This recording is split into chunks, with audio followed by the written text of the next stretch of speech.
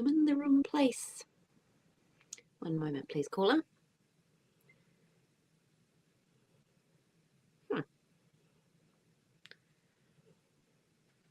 Here I am. Good morning or good evening. No, it is good morning to you guys. How are you all? Hi, Patricia, Nicola, and Sleepy Shauna, of course. Georges, I see you're there as well. How are you all? Playing some good bridge this week. Shauna and I had a good game this morning. So, good morning, Chris from London. How are you? So I'll just quickly run through. I think everybody here has been here many times, so you all know the spiel. But if you encounter any technical issues tonight, a couple of things. You can just leave it, see if it works itself out, or you can refresh your browser tab. If that fails, just close the browser tab completely, go back to your original email invitation and reopen from your email there. And if anything isn't solved by doing that, there is the little Loonbridge Online logo up in the top right hand corner. It says click here for support. If you click on that, it'll come through to me in the background and I will help you resolve any issues. As always, please ask all of your really great questions. You know that it's all of our participation that makes it the fantastic place that Loonbridge Online is. So let us bring up to the stage our fantastic teacher. Oh, actually, no, before I forget, let me start the recording. The most important part. Well, not the most important part. Hi, everyone. All right. That was close. I nearly forgot. All right, we are recording. So welcome along to another Loonbridge Online lesson. Welcome to those people who are here live answering or asking all of their great questions, and also to all of those people who are watching the replay. Do come along if you can and join us at the live sessions. They're lots of fun, and all of the participation really helps because people asking questions can think of things that other people might not get a chance to ask. So without further ado, let us welcome our esteemed teacher up to the stage. Good morning. From Frosty. Good morning. I have my gilet on because it's really chilly. You but do look a bit cold. Yes. Stripping off the layers as I go. But it is a bit cold where I am here now. Wow. Got a busy day, well, a busy lesson this morning because I wanted to talk about a couple of things that came up last week. And then I want to look at supporting partners major, that no Trump that everyone keeps asking about. So I thought we'll run through the different situations on that. So quite a lot of stuff today. So concentrate, everyone, and fire questions at me as usual. All right. Zoning in. All right, I will leave you to it and I will see you all at the end of the lesson. Enjoy yourselves, everyone. Okay. So let me just shrink me down. And the first thing I want to do is bring up a question that we had last week. And at the moment, I didn't articulate it as well as I would have liked. So I want to make this crystal clear to everybody because it's a really important point. It was about a particular bid and whether it was forcing. So you can probably remember from last week, somebody asked, let me grab my pen, whether this situation, so this is whether you're playing ACOL or whether you're playing normal 5-card majors, but not 2 over 1. So say you've got an opening bid, 1 spade. This has gone super slow. I hate it when it does this. 2 clubs. And this bit here, 2 diamonds. So first of all, for those when I just said 2 over 1, a few of you are going to be thinking, what on earth is 2 over 1? 2 over 1, some people play, if they play 5-card majors, they play that if you bid 2 over 1, this bid here of the 2 clubs, because it's a 2-level bid over your partner's 1-level bid, they play that's forcing to game. And you may have covered that a little bit earlier, maybe perhaps with Susanna, she might have talked about that. But a lot of people play 5-card majors without playing 2 over 1 as well. But the point about this bit here, someone said last week, 1 spade, 2 clubs, 2 diamonds, is this forcing? And someone said, I think it's 95% forcing or semi-forcing. And I was thinking, No, I'm pretty sure it's 100% forcing, but perhaps I wasn't that clear in explaining it at the time. So let's just go through and really make it clear. This bit here is 100% forcing if you play modern ACOL or if you don't play Turbo One. It's 100% forcing. You can never ever pass this bit. In the old days, people used to jump here if they had like 5 spades and 4 diamonds and were forcing to game opposite a potential 10 point hand from the responder, they would force to game by jumping to 3 diamonds. But people don't do that anymore. So you haven't seen that apparently for years. I've been asking around some sort of world-class top expert players just to make sure I'm 100% on this. And they said, yep, that 3 diamond bid now is a splinter, because that would be now showing like a shortage in diamonds and support for clubs. So you don't need to make that bid anymore. You have to just have faith that your partner understands that they can never, ever pass a change of suit here at the 2 level by the opener. That's just not passable. So this person, the responder, can bid 2 spades to say, I am at a minimum. And you can sign off there. It's not forcing to game, but you can never pass this second suit here that's been introduced at the 2 level. So that's one example of it. The other example is pretty much exactly the same. But what I think maybe people were a little bit confused about, or maybe where this 95% thing came from, if I just delete that, the 95% thing might have come from a little bit of confusion with, say, this sequence. So say it's 1 diamond here, and then your partner responds 1 heart, and you come in and bid 2 clubs here. So who thinks this situation is forcing? This is a very different situation because the responder has only replied the 1 level. So this person here is only showing 6+ here. So the opener on your left has not reversed. They've shown at least 5 diamonds and at least 4 clubs. They haven't made a jump shift, which would be a forcing to game bid. So is this bid forcing or not here? I'm possibly thinking this is where the confusion came from. It's not forcing this bid. But in reality, it's very, very rarely passed. Like if you pass this, it's a weak suit preference situation. So this person here who's got the heart, who'd bid 1 heart, might be sitting there thinking, I'm very, very weak. I don't like diamonds very much. I haven't got my own 6-card suit to repeat to sign off there. I just prefer clubs to diamonds, and they could pass it. So I think this one. So Chris said it's this 95% forcing. I'd say more, Chris, that it's just 95% of the time it doesn't happen. Probably is probably a better way of describing the situation. So it's 100% not forcing, but it just hardly ever gets left in this position. I mean, you'd have to have a hand that didn't want to repeat your hearts because you're weak with 6, or you didn't want to come back to diamonds. After all, your partner said they've got at least 5 diamonds and at least 4 clubs. So you might come back to diamonds if you had, 3 diamonds there, perhaps. 2 diamonds here is just saying, if you did come back and say 2 diamonds, that's just saying, oh, it's gone slow again. That's just saying, thank you for that information, partner. You've told me that you've got diamonds and clubs. I prefer diamonds to clubs. That doesn't necessarily mean that you've got any sort of strength. It's just a weak Jack, not a weak, a weak Jack sign off. I just see because I just saw Jack's name come up. It's not a weak. We could call it a weak Jack sign off if we like. So this would be a weak Jack sign off. So a weak suit sign off situation. This one here, 3 clubs. This can also happen. So, I wish this wasn't slow. I hate it. Sorry. That one. Oh, crazy. So let's go cross this one out. Sorry, it is such a mess. So if it were 1 diamond, 1 heart, 2 clubs, sometimes people are going to bid 3 clubs here. I call that kind of a courtesy raise. So this situation is when your partner has shown these 2 suits.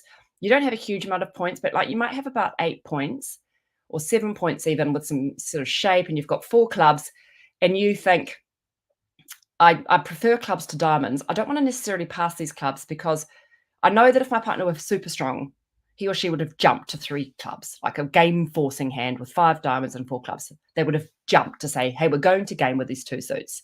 And they haven't done that. So I know my partner's limited up to around 17 or a bad 18 points. So then I'd be thinking, look, if I've got this hand with 4 clubs and kind of like 8 points, we might make game potentially if they're at the top end of that range, potentially. So I don't want to just be so final and sign off the 2 clubs, because if my partner does have that, we're going to miss game.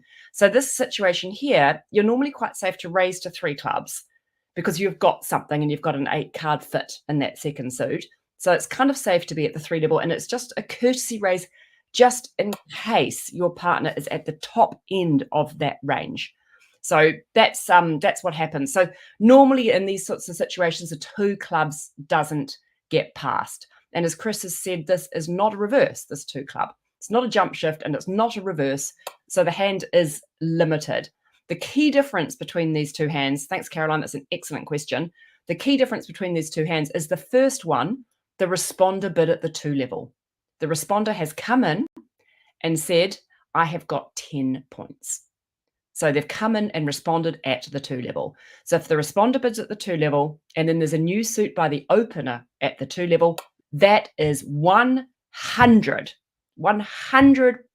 not even a smidge of 99.99, 100% forcing. So you must bid, even if you just take your partner back to the suit. It's not forcing to game, but it is 100% forcing. So just bear that in mind. If maybe a good thing to chat to your partner about as well, just to make sure that you are on the same page with it. But yep, hope that is clear to anybody. Has anyone got any questions about that before we just push on with some other fun bridge things? Just check that everyone's clear about that in their minds.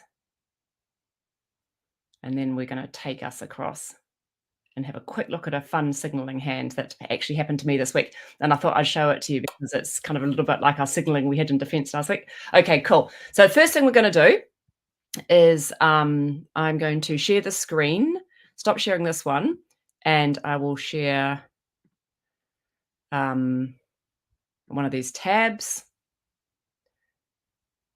here. So bear with me because I want it to be so you can't see which hand it is. Hold on a second. Okay, it's this one here. I think it's quite useful having you not see it. So I quite like doing it this way. Okay. Can everybody see this hand here? And I'm going to make it from this person's perspective. Everyone's seeing bridge base? Okay, cool. So what's happened here is we've had a strong 1-no trump opening by South. So strong 1-no trump, 15 to 17 points here, and a balanced hand. And you should all see East hands. Yeah, thanks, Caroline. Okay, so there's been a pass by West, and North has bid 2 hearts, transfer to spade. So clearly North at the stage can have no points at all. Then East passes and South completes the transfer. And then there's a jump to 4 spades by North. First question, if you jump to 4 spades by North, what are you showing here if the opponents are playing a strong no trump? So you've jumped to 4 spades. What must North have in North's hand? I hope North does have it in North's hand here, by the way. If North doesn't have this, then it's gone in wrong. They must have 6 spades. Yeah, great, George. They must have 6 spades because when South completes the transfer, South could, of course, only have 2 spades. All they're saying is that they're a balanced hand with that 1-no trump opening. So North is saying, I've definitely got 6 spades here because they know they've got a magic fit in spades. And what else must they have? Obvious question. Yeah, they must have enough for game. So they must have a hand that is worth 10 points opposite their partner's 15 to 17. They could, of course, have fewer than 10 points if they've got some sort of shape. Like often what happens when you've got a 6-card suit is that by definition, you have a little bit of shape. And if you have a singleton or a void, that makes it really super, super interesting. You love that hand. If your partner's a 1-no trump opening, you're often going to jump to 4 spades with a lot fewer than 10 points because that void or that singleton is worth a lot. So hopefully this got programmed in right, and hopefully we are now going to see dummy having 6 spades in his hand. Let's have a look. No, 5 spades. Okay, so what probably should have happened in this auction is it should have gone 1 no trump, 2 hearts, 2 spades. Then North should have either bid 3 diamonds, depending on their system, or 3 no trumps to offer 3 no trumps as a place to play. And then South should have bid 4 spades. So we've had this 8 of diamond lead. And East is going to signal that they don't like this suit. And South wins it with the ace. That's 4 of South's points. Okay, now they're drawing a trump. And East has won it. Okay, you're sitting there with East. And you have got this horrible mush of 10 nines. And you don't know what to switch to. You know your partner's got something somewhere because South has got 15 to 17 points. What are you going to switch to here? Any clues from anybody? What does everybody think?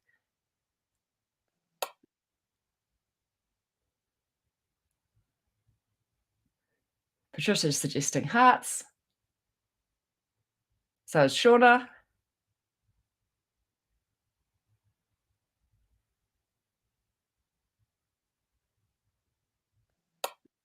Clubs or hearts, Sklin, clubs. Okay, there's a clue here. And I think that Shauna and Patricia and have both possibly clicked onto it. So the answer is hearts, but why? Why do you switch to hearts here?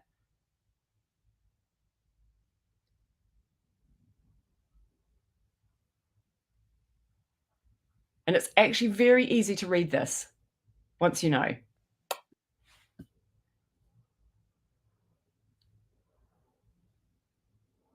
It's not the 8 of diamond lead. Chris is about to come up with a suggestion.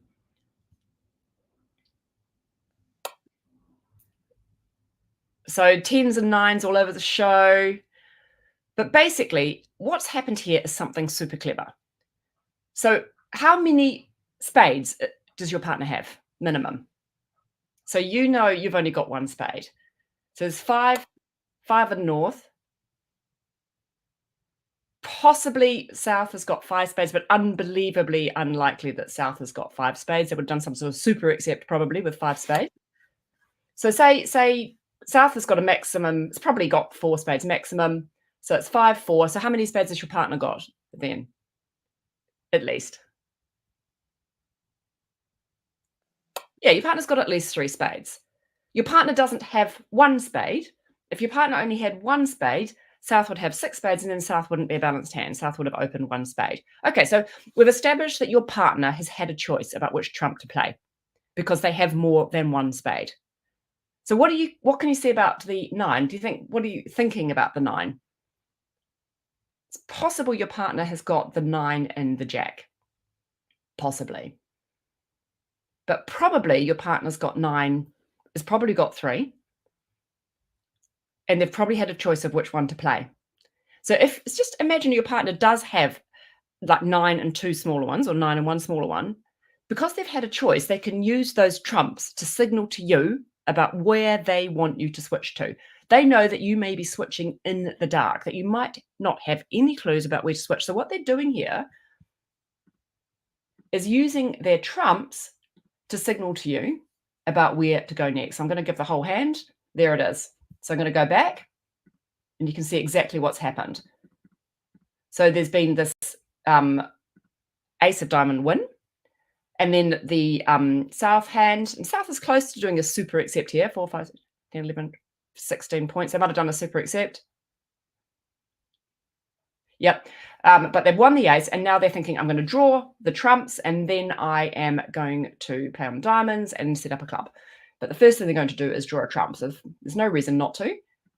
And you can see here that West had a choice of playing the 9, the 6, or the 3.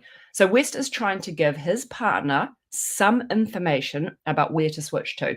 If West had played the 3, that would be suggesting that they wanted a club through. It's harder to read a low one than a high one. A high one is much easier to read. And if they'd wanted a diamond through, which would be unbelievably unlikely looking at dummy here, then they would have gone for the middling one, also harder to read. But the 9 is super easy to read here. So you're thinking your partner's almost certainly got a choice. So then they win the ace, and then they think, I'm going to trust my partner. We got this right, by the way, my partner and I was really thrilled we got this right the other day. So your spades is the trump suit. So spades is not an important suit. The 3 suits that are important here are clubs, diamonds, and hearts. So this person is using their trumps to indicate to their partner where to switch to next. Because all the trumps are kind of irrelevant to West, right? West is never going to run anything with any of her trumps. They're just kind of like, whatever, I'm just playing them out. So why not play your trumps out to give information to your partner?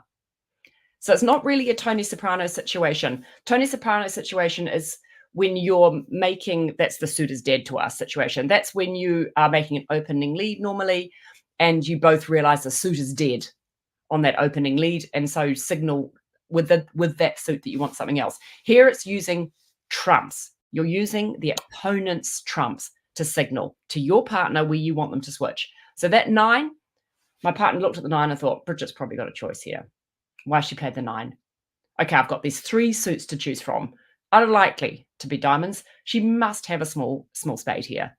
It's almost certain she's got a small spade here. If she's got a small spade here, it's going to be lower than the 9. And so she could signal to me if she wanted, if she didn't want me to lead clubs through. Hopefully she's got 3, which means that it's not even a diamond either. So it's fairly clear to my partner here, because it's very likely my partner's got 3. It's pretty clear here for her to lead through a heart. And then we've got that surrounded now, and we get the contract off. So that's really fun, the signaling with trumps. And you may not have come across that idea before, but it's another way of signaling between you and your partner, trying to get information across to your partner about what to do. So, right, without further ado, let's go across to these 2 no trump situations. And just make sure everyone's got that. Does everyone, probably for some of you, I know that will be the first time you've come across that situation. So if anyone got any questions about that, just fire it in now. But these things will come up all the time.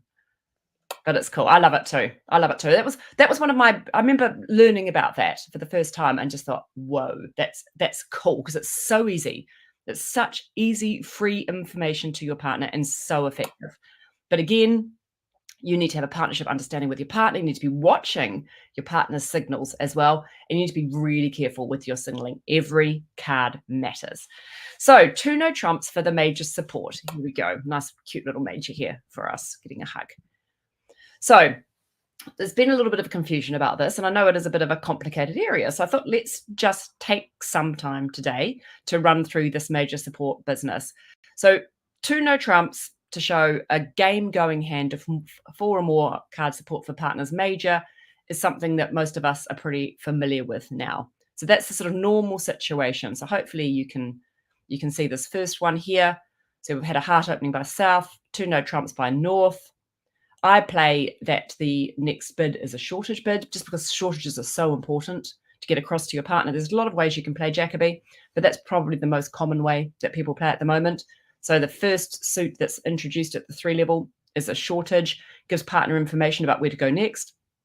And then North thinks, I really don't like having a shortage opposite all my high cards there. You can see North has got the King, Jack, 6, and 5 of diamonds, so wasted values opposite the shortage, and just signs off in 4 hearts. So Jacoby is basically keeping the option of slam open rather than just bidding game.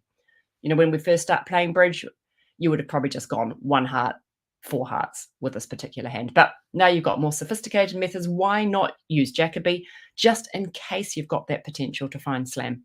And it's great. It gives you that potential to investigate further nice and slowly. So all those bids between 2 no trumps and 4 hearts or 4 spades, so Jacoby's for the majors, all those bids are there for you to describe your hands to each other and to investigate whether or not slam is a good idea. So I play Jacoby as forcing to game. I know some people don't, but again, that's a little bit unusual. Most people play that the Jacoby 2 no trump bid is forcing to game. And like we said, it's great because it just locks in that major, gives you both time to confidently get to game without ever worrying that anybody is going to pass. And then you can describe your hand to each other. So I've just popped in the Jacoby continuations, just so everyone's got them. I think you probably have them already, but just in case. And it's similar whether you play 5-card majors or whether you're playing ACOL, but there are a few little differences, because clearly if you're playing ACOL, you may only have 4 of that major for your hand. But when is 2 no trumps not Jacoby? So the first situation that happens a lot is this one here, and that's when you're a passed hand. So if North has passed and it's gone pass, and your partner opens one of a major, when they now bid 2 no trumps, when you now bid 2 no trumps, you can no longer by definition be forcing to game anymore, because you're a passed hand. So your partner knows that you can't have an opening hand when you make this 2 no trump bid. So for this reason, it becomes different. It becomes that it's 4-card support still, but now it's only 10 plus points. So this is an interesting one, because it gets, if you have to watch the space, basically, you have to be very careful watching it. And I think what happens with quite a few people when they first recognize this as a situation, them or their partner miss it because they miss the pass. They just see the 2 no trump and they miss the pass and they think, oh, Jacoby. But you've got to be careful. You've got to really watch out for that pass from your partner. As soon as your partner has passed, it is no longer a Jacoby situation. It now becomes whatever people want to call it. I call it Jordan. Sometimes I call it Jacoby Light, but it's no longer Jacoby. And the Jacoby continuations do not apply. All you're doing is saying to your partner, I've got 10 plus points. I've got 4 plus hearts. Tell me more about your hand. Let's see if we can get to game. It's more about usually whether you want to get to game, whereas Jacoby is about whether you want to get to slam normally. Occasionally, your partner in the south hand is going to have a huge hand and really is going to want to be bidding slam, in which case they love the fact that you've got 4-card support and 10 points, but still the follow-on bids are about second suits or game tries. The other situation is when the pesty opponents have come in and made a bid. So this situation here, so south has opened a heart. There's been a 1 spade overcall, and then your partner bids 2 no trumps. So here, your partner's not a passed hand. Like, your partner could well have more than 10 points. But because West has shown strength, it's less likely now that you're interested in slam. It's much more likely that what you're really interested in is whether or not you and your partnership should be in game. So in this situation here, when there's been interference, 2 no trumps is not Jacoby. It's this Jordan business again. It's 4-card support and 10 plus points. And again, bids by south are usually game tries like second suits. Or sometimes they might have enough information and carry on, keep bidding high. But it's not, the Jacoby continuations do not apply. So this is another one that comes up. And this is probably the one that's a bit more likely to be new to you. So it can also be used to show 4-card support if your partner has overcalled in this situation here. So the opponents open a club. West has overcalled 1 heart, now showing at least 5 cards in a major. You don't overcall with 4-card suit, so they've got at least 5 hearts. So then there's been an overcall by North. Okay, when North makes this overcall, by the way, most people will be playing that North has how many spades? Just to double check this, that everyone's good on this. For most people, how many spades would North be showing? Always ask, by the way, if it's of interest to you and you're in defense.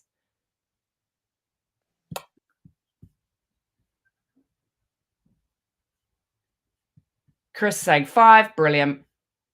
Yep, exactly. So because they've got, most people have a double available here to show that they've got 4 spades, a negative double. So for most people, 1 spade here promises 5, but not everyone plays this the same way. So if it is important to you, ask at the table.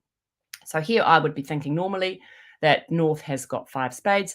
And now 2 no trumps by East is saying, I have got a good 4-card raise for you, partner, and 10 plus points. It's possible that even though South has said I've got at least 12 points to open the bidding, or roll 20 perhaps, and North has said I have got 6 points minimum, it is possible that there is a game on for you two, particularly if you've got shape between the 2 hands. So just because you're overcalling and just because you know that you don't have 25 points between the 2 hands does not necessarily mean that you might not have a game on. It's possible you have got a game on.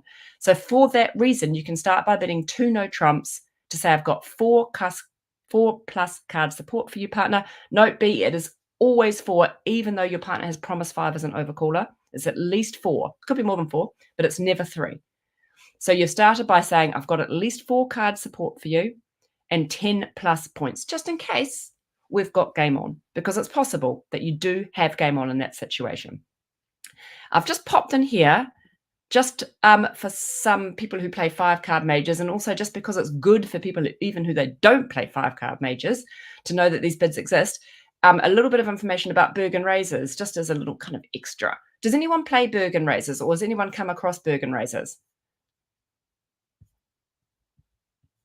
People who are playing 5-card majors might. Shauna said if you have 3-card support, you use the UCB. Yeah, that's right. You use the unassuming Q-bid with 3-card support. So Nicola hasn't heard of Bergen Razors. Rosemary's heard of it. Patricia said on that last hand, why not bid 2 hearts? Sorry, let me just take you back because that's a great question. Over here, why not just bid 2 hearts with the east hand? The reason is you're too good if you've got 10 points and 4-card support. Your partner's just going to think that you're supporting to the level of fit. So when you're overcalling, if you bid your partner's suit, support your partner's suit directly, just like 2 hearts, 3 hearts, or 4 hearts, that's just weak.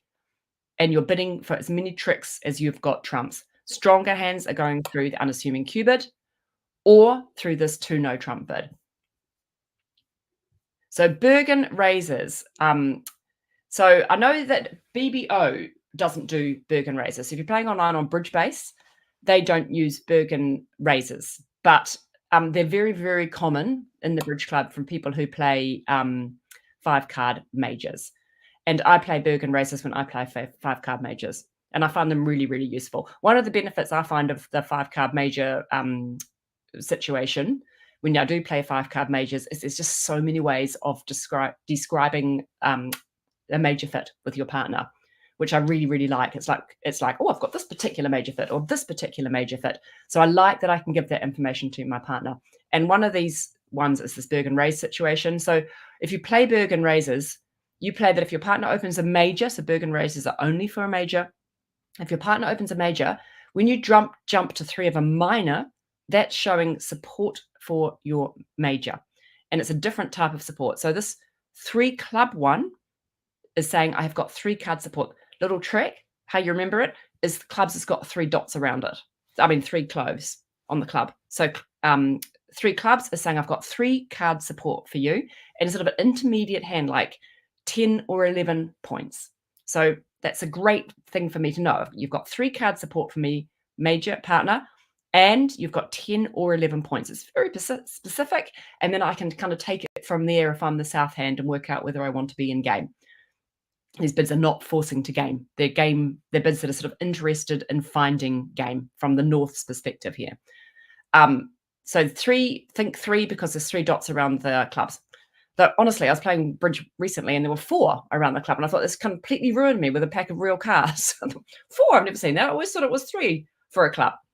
But anyway, 3-card support, 10 to 11 points. And then the 3 diamond bid, see how there's 4 sides to a diamond? That's 4-card support for your partner and 9 to 11 points. The reason it's 9 to 11 and not 10 to 11, because these are sort of intermediary hands, is because when you've got 4-card support, that's worth more. You can push it down 1. It's just really, really important to tell your partner you've got 4-card support with a 9 or 11 count. You can actually play these bids with ACOL if you like. But the problem again is if your partner's opened 1 heart, you don't necessarily want to be showing 3-card support or 10 or 11 points if your partner could only have 4 hearts here with an ACOL bidder. So that's why it's less likely to be used in ACOL. This is definitely alertable, these bids. So if you're playing at the bridge table, the person who is the opener, when their partner pops down 3 clubs on the table or 3 diamonds on the table, they have to wave this one. They have to wave this alert card around. And you don't say, when you wave your alert card, you don't say anything unless you're actually asked. And if they say, what does that mean? Then you say, that is 3-card support and 10 to 11 points precisely. And then don't forget, if you are the person who made that bid, you never can nod like that's right or anything like that. Because then you're giving information to your partner too. If you're dummy, be dumb. Just sit there still. Yeah, you can't give it away. So those are good bids if you play 5-card majors, and it's good to understand what they are as well. It's just a way of those 5-card major people giving more information about their hand to their partner. When you are playing online, you often have to alert yourself, because it depends on what you're playing. On Bridge Base, you alert your own bids, but when you're playing in real life, you alert it as the partner, and the person who is allowed to ask what the bid means is the next person to bid. So next person to make a bid. So if the person who's made the fake bid, the 3-club bid, has bid it, and then South is waving the alert card around, if East now is about to make a bid, they can ask, because it can affect them, right? East could be sitting there with a whole bunch of clubs, and East wants to know what that 3-club means. If that 3-club means a natural bid, they don't want to get involved now. But say that 3-club is a Bergen raise, and that's saying that they have got hearts and are saying nothing about clubs. It's quite possible East might want to double that 3-club bid to say to their partner, I've got clubs, I want you to lead those clubs. So it's East as the person who can ask what that next bid means. West can't ask until it comes round to West. And then West could always say, by the way, when you made that bid, North, South, what did that mean? What did North's bid mean? So you have to wait until it's your turn to make the next bid. That's a lot of people I noticed, because so many people have learned, in COVID, and they've learned a lot of bridge online, and they're not as clear on all these kind of bridge, I guess it's bridge etiquette things, as they should be, because they just haven't had the opportunity to play that much in real life, or this is the way they play. So it's great to ask those questions. I've got a little, if you ever want to Google on YouTube for my name, how to play bridge in real life, I did a little video once on some of that etiquette stuff. So if you want to have a look at that on YouTube, you can find it. So how to play bridge in real life. You can see my bridge partner there, Alison, if you want to as well. So we had a lot of fun making that video at the time, showing when to do the alerts and all that sort of stuff. So that's quite fun. Okay, so let's pop to some of these hands and just go through some of these situations. So let's pop. Hopefully I get, do I get Bridge Base back? Nope. Let me just stop the sharing and share the screen.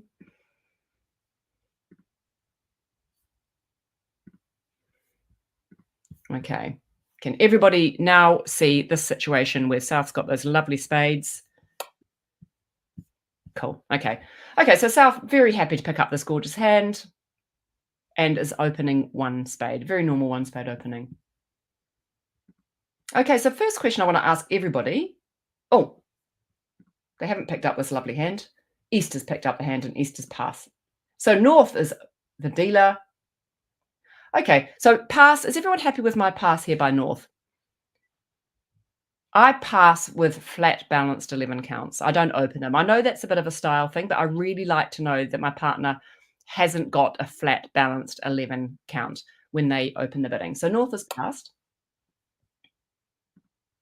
Passed by East because they've got nothing, and now South bids 1 spade. If you do ever make the mistake that I made at the table, where you pull out a spade bid and it's not your turn to bid, the opponents can actually call the director because you've given information to your partner. So be careful not to do just what I did at the table. Sometimes I think it's maybe because you're looking at your hand, think I'm opening this. You actually just open it by mistake before it's your turn. You bid out of turn, and then there are sort of ramifications from that because you have given information to your partner. Thankfully, online you can't actually do it because it won't let you click the button. Okay, so first question is should West double here?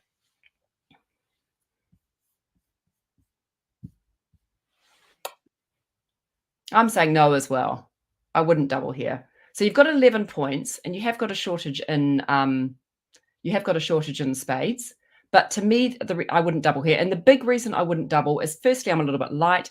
But second, most importantly, is when the opponents open a major, a double strongly implies that you have got 4 cards in the other major. The only time you don't have 4 cards in the other major is when you're a stronger hand. So if I had this hand and I was more like a 15 count, I would double. I'd get involved this shape, but I'm not going to do it if I am a weaker hand, unless I've got a 4-card major. And even if I had 4-card major here, I'd still be a little bit worried about having just the 11 count. I might if I weren't vulnerable. So Rosemary said that happened to her the other day, and tournament directors didn't know what to do.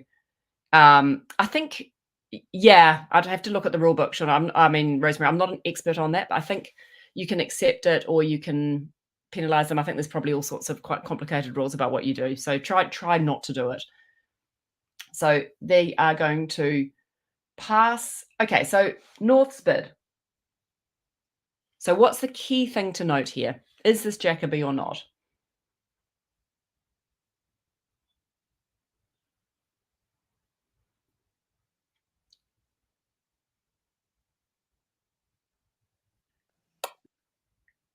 Got a yes and a no.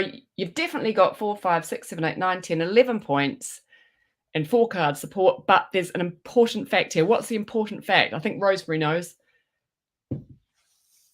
What's key here for this hand and about the bidding? This is where you really have to be awake and watch. It's a passed hand. Fantastic, Rosemary. Well done. Well done, Shauna, as well. It's a passed hand, and this is the one that you've got to be really careful not to miss. It can be extremely easy to miss that your partner's a passed hand. You're sort of so focused on your own hand, you don't see that your partner's passed. But here, North has passed. So North's hand is limited to a maximum of 11 points.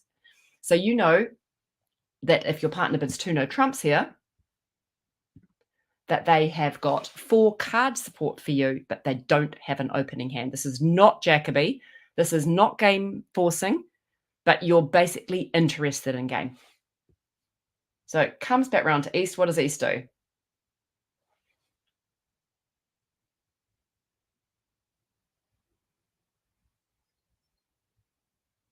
It's a little bit tricky for East. You've got a balanced hand, but the spades are fantastic. I'm worried about the 3 hearts, but you know your partner's points are probably not going to be in that spade suit. I mean, 1 might be. You've got 2 double tins. I think I probably would just bid 4 spades here. I think I would. I'd just bid 4 spades. I think, yep, I'm going to give it a go. You've got a 10 card spade fit. You're just going to bid 4 spades and hope that it's not too mirrored or balanced. So you're going to bid 4 spades, pass, pass, pass. You're going to say, thank you very much for the information. I love knowing that you've got 10 points. I love knowing that you've got 4 spades. Did I just say the wrong word, Trisha? I could easily have just said the wrong thing. So apologies if I said that East was doing it. So South wants to bid 4 spades here because South has a 10 card fit and enough for game. Okay, I'm going to hide that one and take us across to the hand. So just bear with me while I bring it up, and apologies again for it always taking a while. Let me just find it.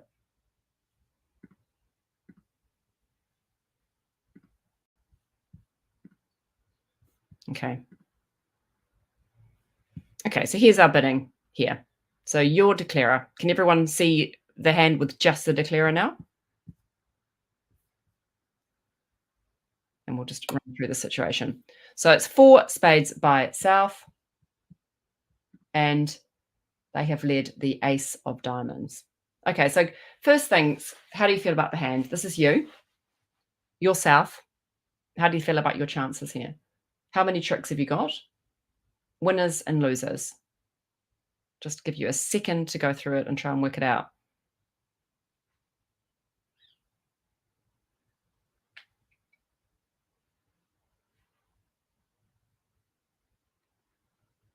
So spades, you've got 6 spades. Fantastic. 1, 2, 3, 4, 5, 6 tricks. Clubs, 2, 7, 8. 1 slow trick in hearts. By slow, I mean you don't get it immediately. It's not an ace. And then you've got a potential another heart trick. But you do actually have 4 losers. So Glyn's completely right. You've got 4 losers. So you've got 8 quick tricks, another slow trick, and then possible trick. So it doesn't look 100% promising, this hand. So if this were you, how would you be planning on playing this hand? What would be your strategy? And the situation happens a lot. What suit do you need to make 2 tricks from rather than 1? It's one way of thinking of it. To me, there's nothing you can do about this diamond situation. Here we are. They're going to play off the 2 diamonds. And they're going to play a 3rd. And you're going to rough in. I've roughed in high just to sort of, if I can afford to rough in high because I've got tons and tons of cards, I often do just so I keep my little baby ones free in case I need to get across the dummy with them later. So you could try and beat them down with your trumps. But basically, in this particular hand, I'm just thinking both that king and queen of hearts need to make a trick. So how do you play this heart combination if you need both to play a trick? This happens all the time, the situation. Yep, brilliant, Glenn. Thank you. So Nicola's sound is gone. Hopefully no one else's sound is gone. I'll let Caroline just sort that issue out. So you're going to cross. So first of all, you're going to draw the trumps. There's no reason here not to draw the trumps. So just pull these trumps out. There's 2 gone. And then you're going to play another one. And another trump has gone. So now you know, and they've chucked, Easter's chucked a club. So there's no real reason to eliminate the clubs first at this stage. What you're really trying to think about is I just need both the king and queen of hearts to make. And the most likely way that the king and queen of hearts are going to make is if who has the ace. What's the most likely way?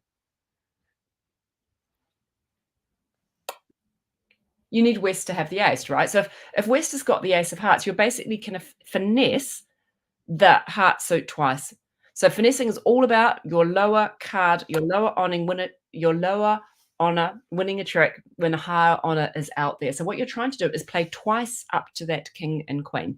So many people I see just slap down their king in this situation. If you slap down your king, it's always being killed by the ace. It's a very expensive way to establish a trick. What you really want is for them to play their ace on thin air so that your king and queen get promoted. So to me, this looks a lot like this contract is going to work if West has got the ace of hearts. So I'm going to play up towards the king, hold my breath, and phew. Okay, so now, because we've still got those clubs, we can use those clubs to get back across easily.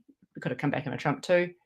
And again, we're going to play up towards that queen. This time, when we're playing up towards the queen, they've played the ace, and so now that queen gets promoted. If they hadn't played the ace for whatever reason, if they had more than them or they hadn't decided to, then your queen is there for later. Then your queen would have won straight away. But now your queen is there for later. And now you've got this one, and then that queen of hearts has made a trick. So that's just a little basic reminder about playing up towards that king queen. If you have the king and the queen playing up towards the honors, a really common bridge theme. Okay, let's take us back now. Stop sharing that one and take us back to the bidding again. Have another look at another example.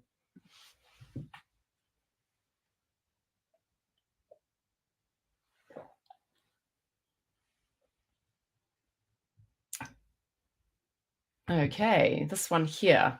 So south passing.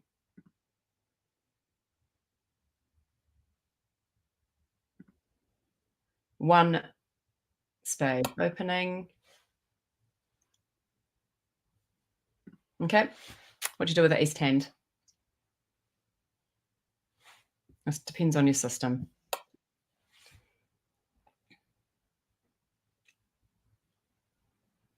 So if you're playing 5-card majors now, and you decide you want to play Bergen Raises, then you've got that Bergen Raise that you can do.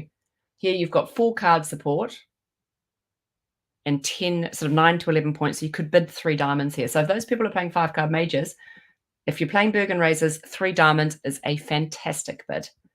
It basically says I've got 9 to 11 points. I'm not good enough for Jacoby.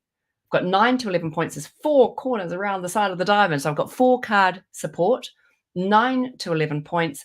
Do with it as you want with that information.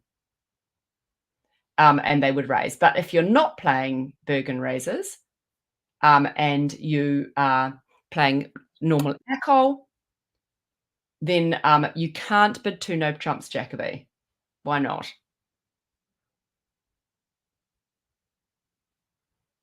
Two no trumps Jacoby is forcing to game. I'm just not thinking I'm forcing to game with this east hand. I'm not forcing to game. I can't. If I bid 2 no trumps Jacoby, my partner's going to jump to game with many fewer. I mean, a worse hand than that. So that's ruled out for me. I'm not bidding 2 no trumps Jacoby. You're not a passed hand. Sorry, I know that's a bit hard to see, Shauna, sometimes on the bridge base, but east is not a passed hand. So you need 12 or 13 for Jacoby. It's 12 is basically an opening hand opposite an opening hand. I tend to be in game. So even though I think that's probably your point, Rosemary, you know that with 12, your partner may only have 12 to have opened the bidding. So you could be there on a 24 point thing. But normally your partner's got 5 cards support for you. If they haven't got 5 cards support for you, they've got a big, strong, balanced hand if they're alcohol. And if there's 5 card majors, they have got 5 cards support for you. So I'm doing it with the 12 count. But definitely 13. So 12 is that kind of range, but an opening hand opposite an opening hand, you should be in game. But here I'm bidding 3 spades if I'm playing alcohol, and I'm bidding 3 diamonds if I'm playing 5 card majors, 2/1, which I play. So 3 spades. Then this person is going to bid 4 spades. And you've got there to the game. So that's not a Jacoby situation. Let's share the other screen again and make sure I can get the right one.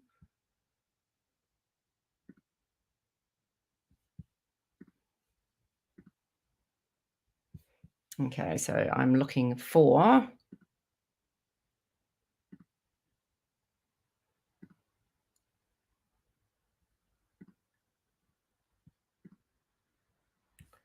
pretty sure it's this one. How does that look? Yep, that looks good, doesn't it? So let's put that on there. So you are the declarer, and this is your hand. You're playing in 4 spades. Hopefully everybody has forgotten the other hands. And now we're going to get the opening lead. Okay. Winners, losers, count your tricks. How do you feel about it? What do you think the chance of you making this contract is?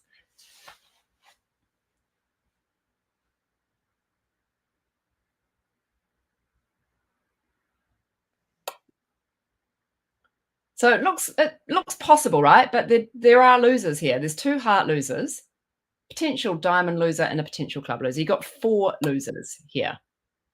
Great. Glenn's saying, yep, everyone's spotting 2 possible finesses. So you're thinking, if either of these finesses come off, I'm making my contract. So you either need the club finesse to come off or the diamond finesse to come off. So, okay, let's just do our maths here. What's the probability? Is this 50-50 or is it more likely? You've basically got a 50% chance of one finesse working and a 50% chance of the other finesse working. So the chances of one of them working, it must be 75%, right? So it looks likely that this contract is going to make. I mean, occasionally it won't. Occasionally both finesses are going to be on the wrong side. But let's give it a go. I'm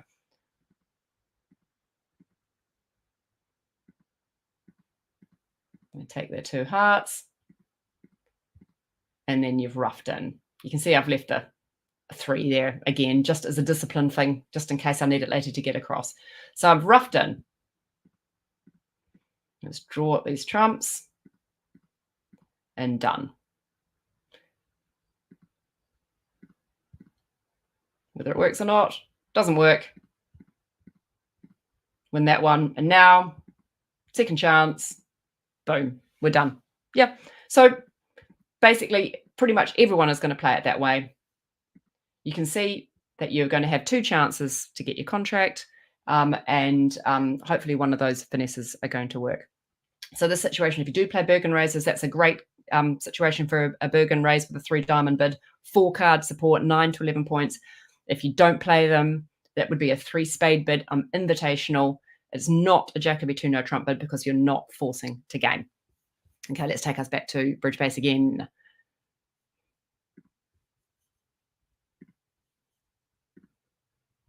See which one we've got coming up.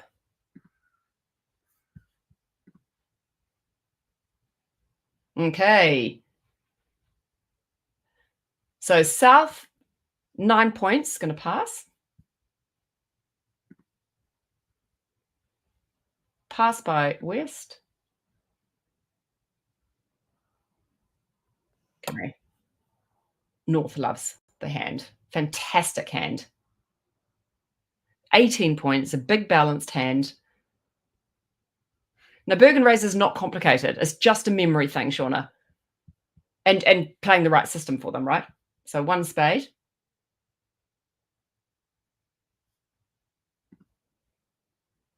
What are you bidding with the south hand?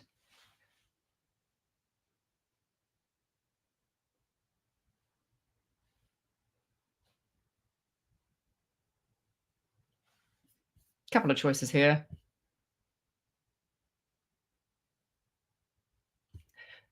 Even though I said Birkin raises are uncomplicated, they're not. A lot of people have follow-on bids that can be quite technical. So like all things in bridge, you can go deep into the follow-on bids as well.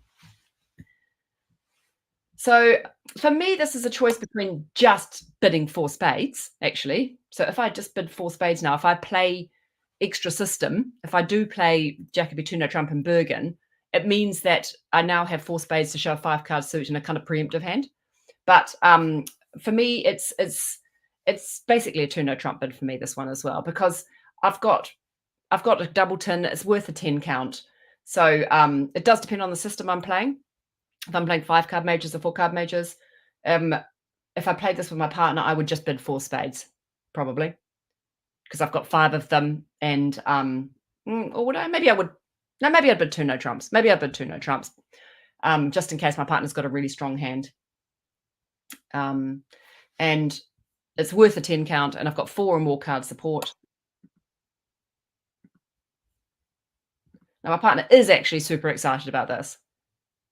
So when you've passed, the 2 no trumps, Trisha, becomes the Jordan. So you're still showing 4 or more card support, but it's only 10 plus points. So it's kind of like Jacoby light, basically. So in that situation, you can get across that hand now to your partner, but it's not Jacoby. Is everyone... So 3 diamonds does, mean 4 diamonds, exactly. Rosemary said 3 diamond card support. So this 2 no trumps here, because you're a passed hand, is Jordan, Jacoby light, or True Scott, as Caroline says. It's sometimes called True Scott as well. So 2 no trumps. This person, now that they've locked in spades, so the 2 no trump means 4 card support for your partner and 10 plus points. They know you're a passed hand, but they could easily get a bit excited here because they've got these nice queens here, the kings. I mean, got this position. I mean, this person in this spot did get excited. They bid 4 no trumps asking for aces. And the response from south is what? If you're playing Roman key card Blackwood, 1430 is recommended if you're playing Roman key card Blackwood.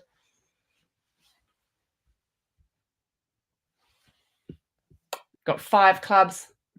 You're saying to your partner, I have one or 4 of those key cards. The key cards are all 4 aces and the king of trumps. And then north thinks, okay, I've got 1, 2, 3 of my own key cards. I've got 1 key card from partner. So I think that we've got enough from slam here. And they're going to bid 6 spades. And you can see what they're going to lead here.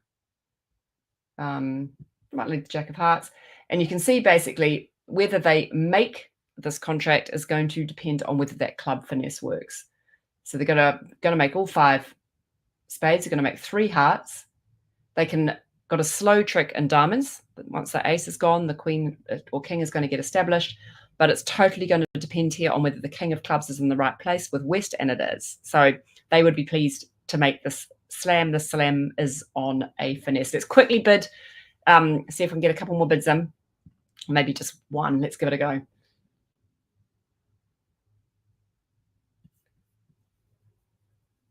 $18. So really, really nice hand from East. So 1 spade. Pass. What are you going to bid here with this one? This should be the same whether you're playing ACO or 5-card majors. For most people, this is not good enough for one of those Bergen raises with 3-card support, because for 3-card support, you need 10 points. So some people bid 1 no trump here. I basically play, if I'm playing ACO, I go 1-2 with only 3-card support. I'm fine with it because I know my partner's either got a big balanced hand, sort of 15 plus points with 4-card support, or that they've got 5 cards. So for me, this is a 2-spade bid, regardless of whether you're playing ACO or 5-card majors. I'm bidding the same way. If you're playing 5-card majors, I would be thinking we've got an 8-card fit and I'm bidding 2 spades. It's not good enough for that 3-club Bergen race. If I'm playing ACO, then I'm thinking I could bid 1 no trump, but I have got 3 card support for my partner. I'm happy in ACOL to go 1 of a major, 2 of a major with only 3 card support. And the reason is your partner normally has 5. If your partner normally has 5, you've got an 8 card fit. The only time your partner doesn't have 5 of the major is if they've got a big balanced hand that was too good to open 1 no trump, in which case you've got tons of points. But again, this is the thing you have to agree if you're playing ACOL. If you agree that you must have 4 for this 2 spade bid, then you don't want your partner jumping to 4 spades with a flat 18 count and 2 cards in their hand. So you definitely both have to be on the same page about this one. So this looks like 2 spades to me. And then what are you going to do with this lovely East hand? 18 points plus 2 doubletons. The diamond doubleton's nowhere near as good, but the club doubleton's pretty good. Diamond doubleton's not so good because it's got the value in it. You're going to bid 4 spades. Yeah. On this one. This is a fun play situation. I'm going to talk about it very, very quickly before Caroline comes and knocks us off. So they win this one. How are you thinking the contract's going to make? So you're short a trick. So you can see that you're going to have 5 spades, 3 hearts, but you've got 2 club losers. You've got 1 club loser and 2 diamond losers. This is another really sort of common situation here. And I ran this past one of my students and I was so thrilled he got it right, this situation. You know that it's making an extra, you make 10 tricks if the heart split 3-3, but you're also going to make 10 tricks if the heart split 4-2, if the person who's got the 4 hearts has also got the 3rd trump. So the way you play this is to pull out the 2 of the trumps, but leave 1 in there to ruff a heart. So if it turns out the heart's a 3-3, you're always making the contract anyway. So you do this bravely. And then now, if the heart's a 3-3, you're making. Yep, great. So Glyn got it. Brilliant, Glyn. Well done. If the heart's a 3-3, you're making. And also it's making if this person can't ruff. So there you go. Boom. Because now you can ruff it. And then you're going to make your contract. Okay, so again, lots of information. If you want to learn those Bergen races, give it a go. If you're a 5-card major person, have a chat to your partner about it. And keep firing questions at me. I love getting the questions, and let me know how you're getting on with your bridge. Next week, I thought I'd got to look at some situations where we're looking at some duplicate tactics when you're playing in duplicates. Oh, great, really good. Yeah, fantastic lesson tonight. Honestly, you make it look so easy, and it's like it's never that easy when I'm doing it myself, but it's so I've seen these hands before. I've cheated. It's so much fun watching you, like just hearing your thought process and everything. So thank you so much for another fantastic lesson. I'm sure everybody got just as much, if not more, as I did, and we will talk to you next week when we find out some duplicate strategies. That would be great. And make sure everyone, as Nicholas suggested it, everyone has got to watch the replay 3 times. Yes. Yeah. Definitely. It helps to have it sink in. Okay. All right. Okay, everybody. Thank you so much for joining us. Thank you to everybody in replay as well. We will see you all again next week. See you later.